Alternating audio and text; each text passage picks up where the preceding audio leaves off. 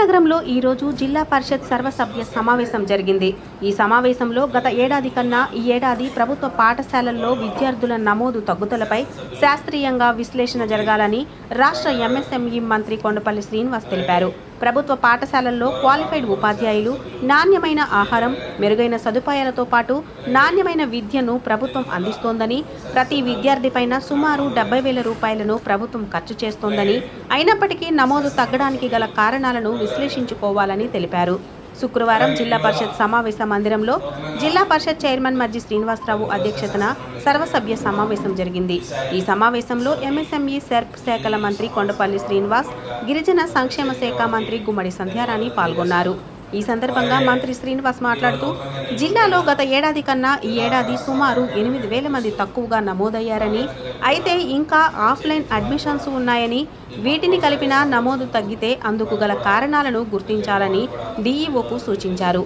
వారు వేరే ప్రైవేటు స్కూల్స్కు వెళుతున్నారా, లేకే వేరే జిల్లాలకు వలస వెళ్లారా అనే విషయాలను సర్వే చేయాలన్నారు.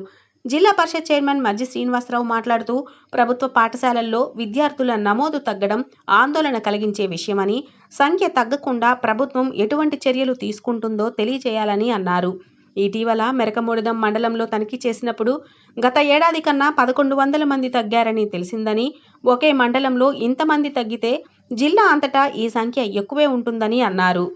అలాగే తల్లికి వందనం పథకం కింద 13,000 తల్లుల ఖాతాలకు వేశారని, మిగిలిన 2,000 పాఠశాలల ఖాతాల్లో వేస్తామన్నారు.